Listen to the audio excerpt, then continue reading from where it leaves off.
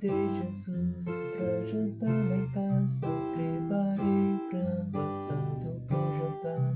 Eu não tenho muito, tudo é muito simples, mas eu fiz de tudo pra lhe agradar.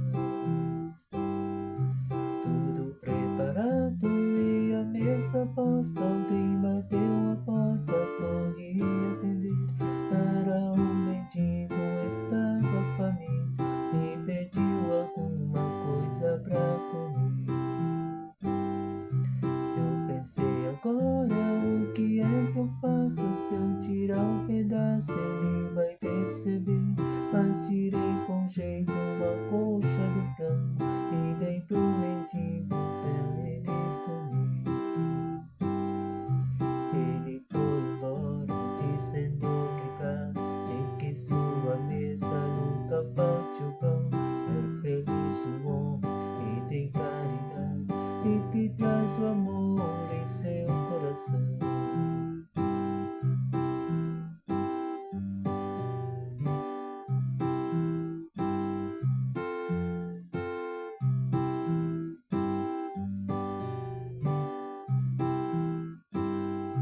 Eu entrei em tudo, conferi a mesa pra ver se tudo estava no lugar. De repente bate a porta outra vez. Pensei a Jesus que acabou de chegar. Quando abri, vi uma criança toda maltrapilha e de pé no chão. Seus olhos pediam além da comida e também me desse um pouco de atenção. Fui até a mesa, peguei outra coxa, muito que depressa a criança comeu.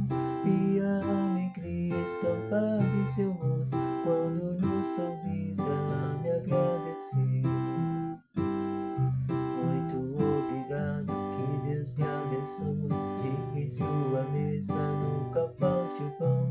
É feliz o homem que tem caridade e que traz o amor em seu coração.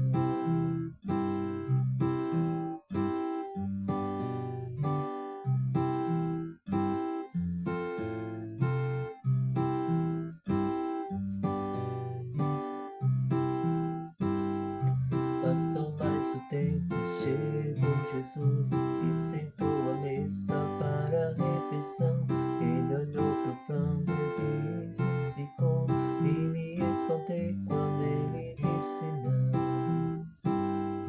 Ainda confuso, disse: meu senhor, lhe fiz o frango inteiro, mas vou lhe explicar. E me interrompeu antes que explicasse, quando nos meus olhos começou a falar. Estou satisfeito com as duas coxas deste frango assado que me preparou. Hoje bate sua porta 2 vezes, estava